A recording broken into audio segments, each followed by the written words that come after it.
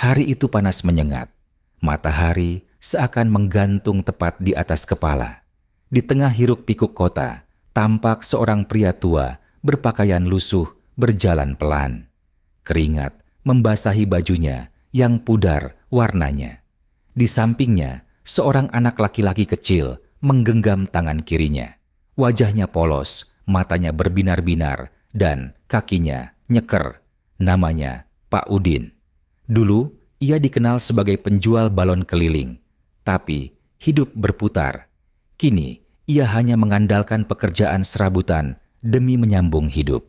Anak kecil di sampingnya itu, Rafa, adalah satu-satunya yang membuatnya terus kuat menjalani hidup.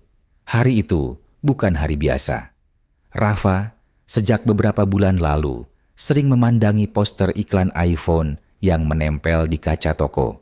Bukan karena ingin pamer, tapi karena ia sering lihat anak-anak lain merekam video, belajar, bahkan bantu jualan ayahnya kalau punya ponsel.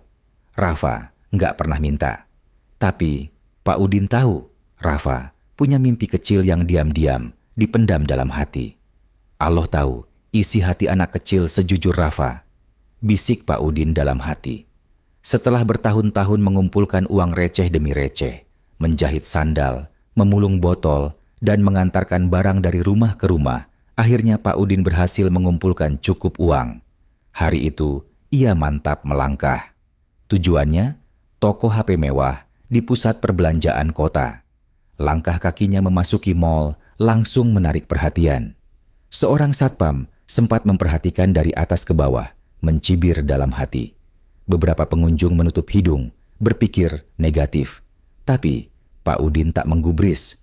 Rafa tetap tersenyum sambil menatap lampu-lampu di langit-langit mal yang berkilau seperti istana. Ketika mereka memasuki toko HP itu, seorang pegawai perempuan bernama Dina langsung mendekat. Tapi bukan untuk menyapa, melainkan untuk mencegah. "Maaf Pak, untuk melihat-lihat bisa dari luar aja ya," ucap Dina dengan senyum dipaksakan. Pak Udin hanya mengangguk, tapi ia tak berbalik. Ia menunjuk satu kotak putih di etalase yang bercahaya. "Itu iPhone buat anak saya mau beli." Dina tertawa kecil. "Pak, itu mahal. Bapak yakin?" Riko, pegawai lainnya, ikut mencibir sambil berkata, "Pak, itu bukan harga untuk orang kaya." "Ya, gitulah." Rafa menunduk, matanya berkaca-kaca. Ia tak mengerti sepenuhnya, tapi ia tahu mereka sedang merendahkan ayahnya. Pak Udin menarik napas pelan. Tangannya masuk ke dalam kresek lusuh yang sejak tadi digantungkan di pergelangan tangan. Dari dalam, ia keluarkan bungkusan kain, dibuka perlahan, dan muncullah gepokan uang tunai yang sudah dihitung rapi. "Aku nggak minta gratis," ujar Pak Udin tenang. "Ini uang halal, aku kumpulin 5 tahun. Sekarang Allah izinkan, aku mau bahagiain anakku." Semua orang terdiam. Dina terpaku.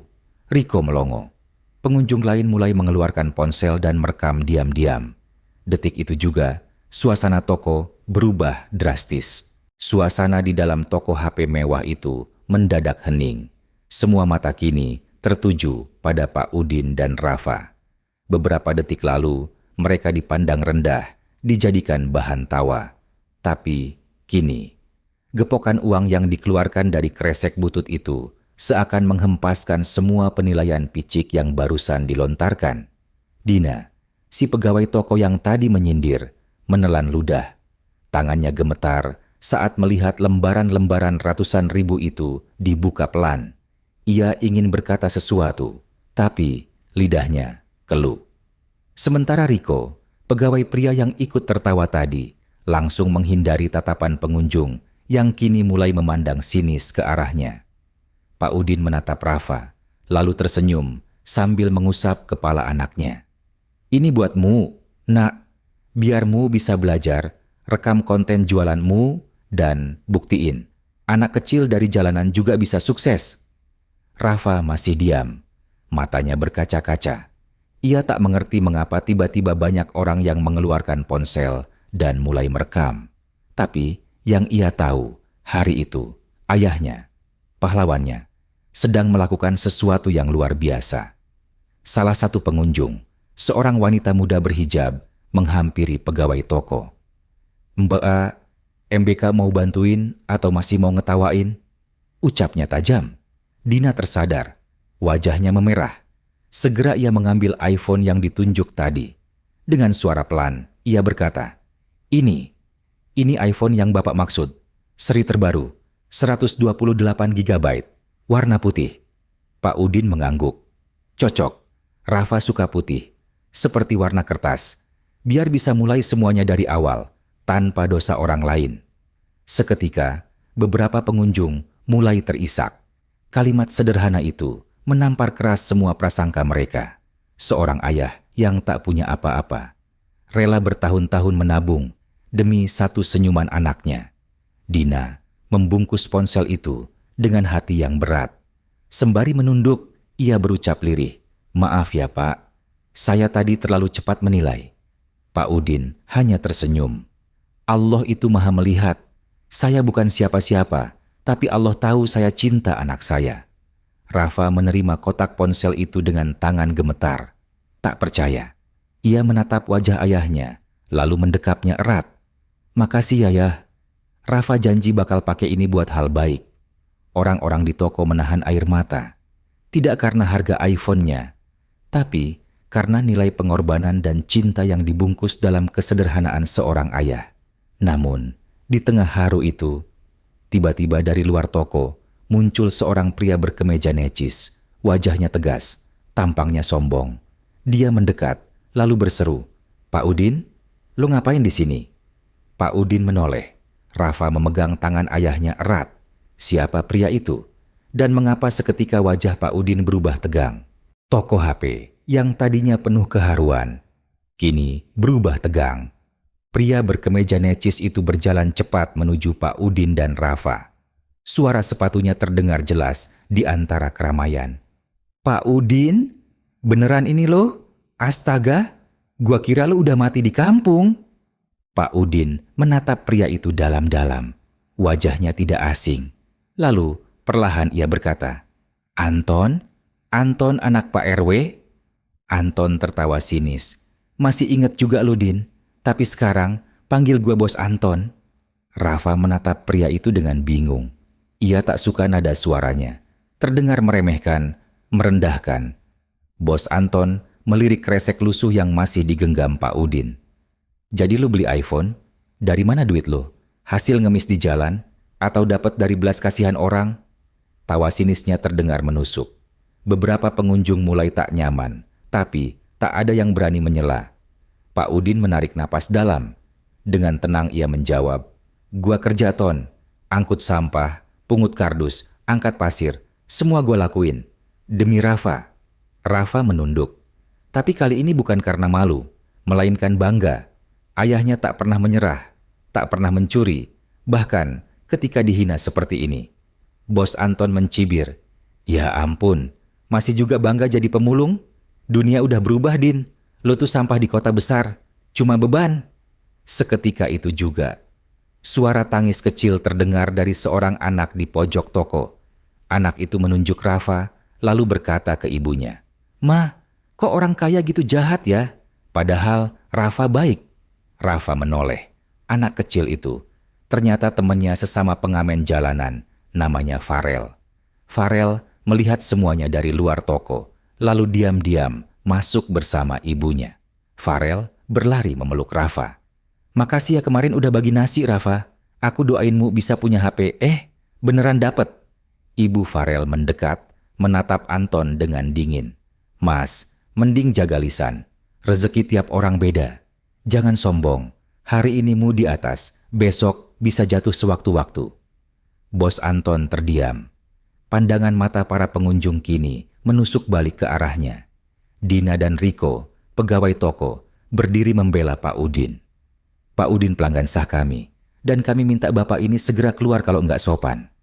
Anton mengepalkan tangan, tapi akhirnya ia melangkah pergi dengan geram, menabrak pintu toko sambil mengumpat. Pak Udin menoleh ke Rafa. Wajahnya kembali lembut. "Lihat, Nak, harta bisa ngebuat orang lupa daratan, Tapi Allah suka sama orang sabar. Rafa mengangguk. Ia menggenggam iPhone barunya. Tapi yang lebih ia genggam adalah semangat dan pelajaran hidup dari sang ayah. Namun, belum sempat mereka keluar dari toko, seorang pria tua berpakaian sederhana masuk. Dengan suara pelan, ia berkata pada Pak Udin, "Maaf, apakah Bapak yang bernama Udin?" Ayahnya Rafa. Pak Udin mengangguk bingung. Pria tua itu mengulurkan sebuah surat beramplop coklat. "Ini surat dari seseorang yang ingin menemui Bapak. Katanya penting sekali." "Siapa pengirim surat itu?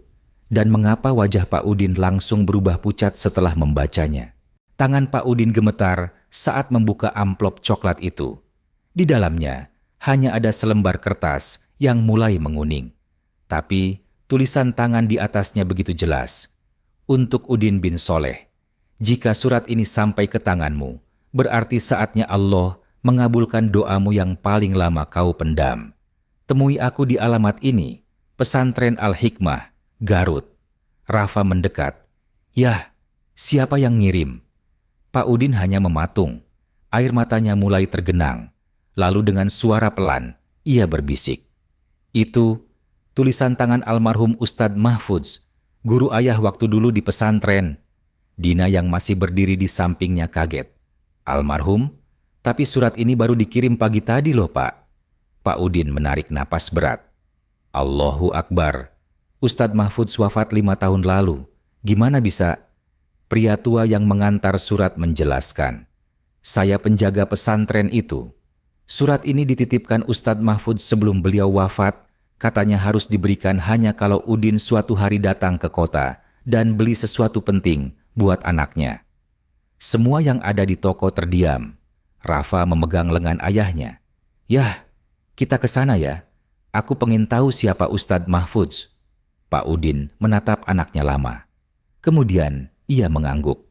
Beberapa hari kemudian, ayah dan anak itu sudah sampai di pelataran pesantren tua yang tenang, dikelilingi pohon rindang dan suara gemericik air dari kolam kecil. Seorang santri menyambut mereka dan mengantar ke ruang perpustakaan. Di sana, Pak Udin melihat sebuah foto tua tergantung di dinding. Foto itu menampilkan dirinya sewaktu muda, berdiri di samping Ustadz Mahfudz. Tiba-tiba, dari rak buku paling pojok, seorang pria parubaya muncul. "Udin, kau datang juga akhirnya?" Pak Udin mengenali wajah itu. Sahabat lamanya, Thohir. "Masya Allah, Thohir, kau di sini?" Thohir tersenyum. "Ya, aku yang mewarisi pesantren ini setelah wafatnya Ustadz Mahfudz. Tapi, bukan itu yang ingin aku sampaikan."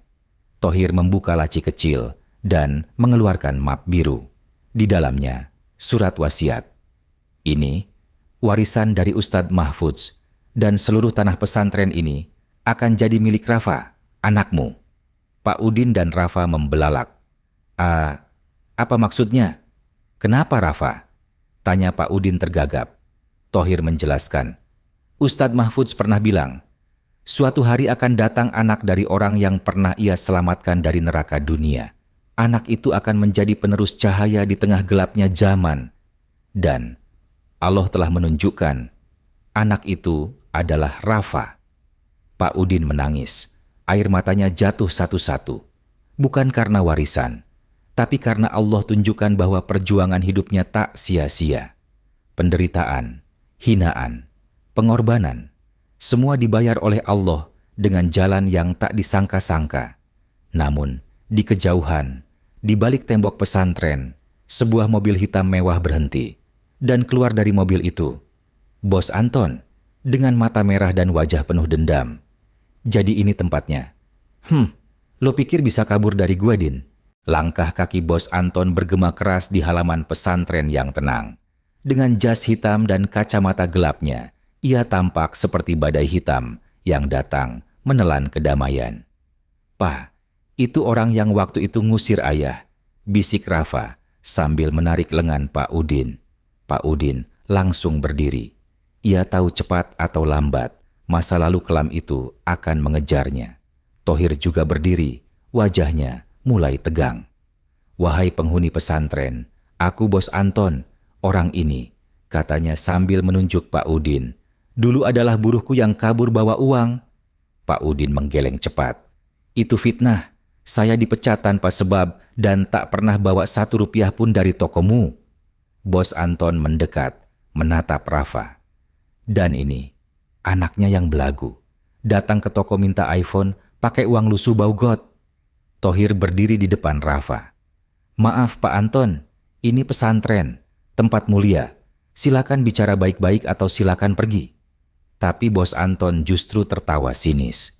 Hah, mulia, saya bisa beli tempat ini besok juga kalau saya mau. Dan saya akan robohkan semua bangunan reyot ini. Pak Udin maju ke depan. Wajahnya tenang, tapi matanya tajam. Belilah kalau Allah izinkan. Tapi ingat, tempat ini bukan hanya bangunan. Ia adalah rumah ilmu. Dan ilmu tak bisa dibeli pakai uang haram. Bos Anton menampar meja. Kau pikir siapa dirimu? Gembel kampung? Hah? Rafa, yang tak tahan melihat ayahnya dihina lagi, akhirnya berdiri. Pak, hentikan.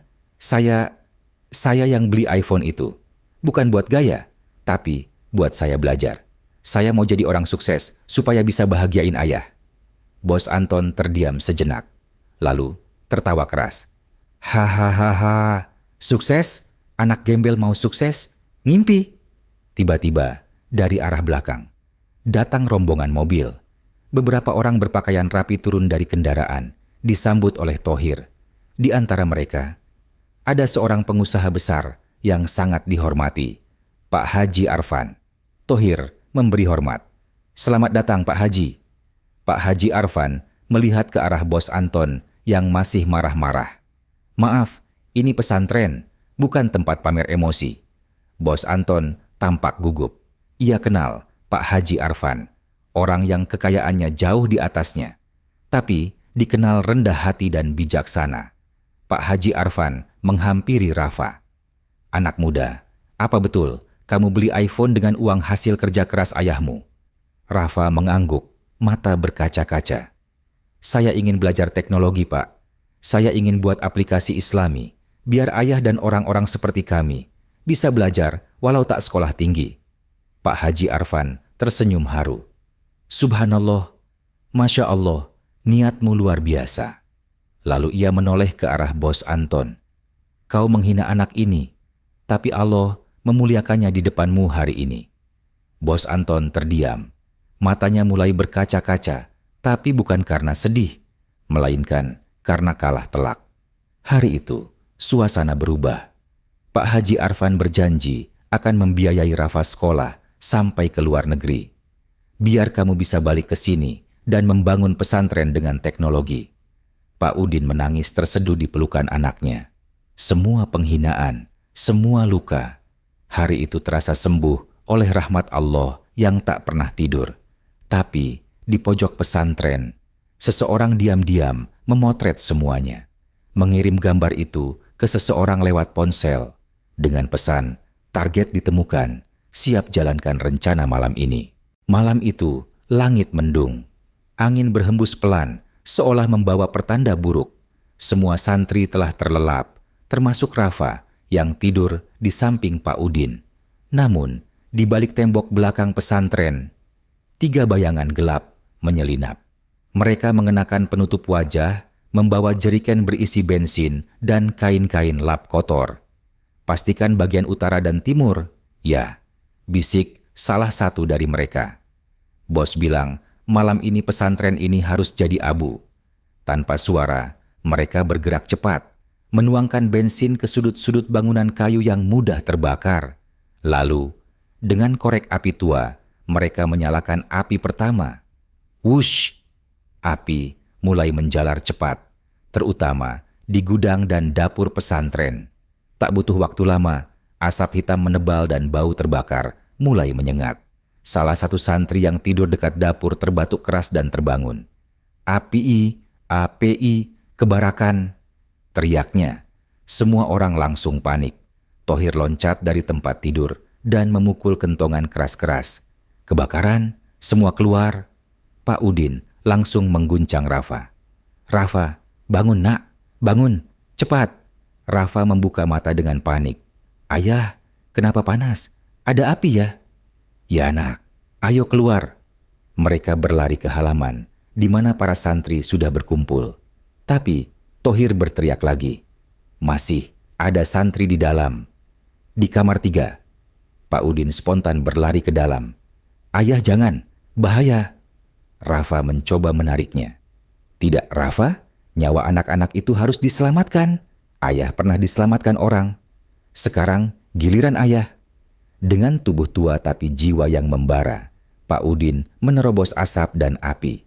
Dari jendela, Rafa bisa melihat sosok ayahnya menggendong satu anak, lalu satu lagi. Tapi saat ia kembali untuk yang ketiga, bum! Bagian atap gudang meledak karena tabung gas. Sebagian bangunan roboh. Rafa menjerit, "Ayah!" Semua orang berlari ke arah bangunan. Asap dan api semakin besar. Namun, tak lama kemudian, terlihat sosok Pak Udin merangkak keluar dengan tubuh terbakar sebagian sambil membawa bocah kecil di pelukannya. Allahu Akbar, dia berhasil, teriak para santri. Pak Udin langsung dilarikan keluar pagar. Wajahnya hitam karena asap, tangannya melepuh, tapi ia tersenyum. Alhamdulillah, semua anak selamat. Rafa memeluk ayahnya dengan tangis. Ayah pahlawan, ayah luar biasa. Saya bangga sekali. Thohir datang dengan air mineral dan selimut. Tolong panggil ambulans dan polisi. Ini jelas sabotase. Namun tak jauh dari tempat itu, di sebuah mobil hitam yang terparkir jauh di tikungan, seorang pria sedang berbicara di telepon. Sudah kubakar seperti perintahmu, tapi orang itu masih hidup. Suara dari ujung telepon terdengar dingin. Jangan biarkan dia hidup terlalu lama. Besok malam kita kirim hadiah terakhir. Malam itu, suasana rumah sakit sunyi. Pak Udin terbaring lemah di ranjang kelas 3. Tangannya diperban dan sebagian wajahnya masih terbakar. Namun, matanya tetap tenang. Karena ia tahu Allah masih memberinya kesempatan hidup. Rafa duduk di sisi ranjang, menggenggam tangan ayahnya. Kenapa orang-orang itu mau bunuh kita ya? Apa? Karena kita miskin? Pak Udin menggeleng pelan. Bukan, nak, bukan karena kita miskin, tapi karena kita jujur. Dan kejujuran kadang jadi musuh bagi orang yang hidupnya penuh tipu daya. Tiba-tiba, pintu kamar terbuka. Thohir datang bersama 2 orang polisi dan seorang pria bersorban putih. Assalamualaikum, Pak Udin. Waalaikumsalam. Kiai Fadil? Jawab Pak Udin lemah. Ya, pria bersorban itu adalah Kiai Fadil, pemilik pesantren yang terbakar. Ia memeluk Pak Udin dengan air mata menetes. Pak Udin, antum bukan hanya menyelamatkan santri kami, tapi menyelamatkan harga diri pesantren ini. Allah akan balas semua pengorbanan antum. Polisi yang berdiri di sebelahnya menunduk sopan. Kami sudah tangkap 2 pelaku pembakaran. Mereka mengaku disuruh oleh seseorang yang dulu pernah bermasalah dengan Pak Udin saat masih bekerja di perusahaan. Rafa terbelalak. Perusahaan? Maksudnya ayah pernah kerja kantoran? Pak Udin menarik napas panjang. Ya Rafa, sebelum jadi gembel, ayah pernah jadi auditor di perusahaan besar. Tapi ayah dibuang karena membongkar korupsi bos besar mereka. Sejak itu, ayah hidup di jalan, tapi Allah tak pernah tinggalkan kita. Thohir menambahkan, dan bos besar itu sekarang mencalonkan diri jadi wakil rakyat. Dia khawatir rahasianya terbongkar, makanya kirim orang untuk menghabisi Pak Udin.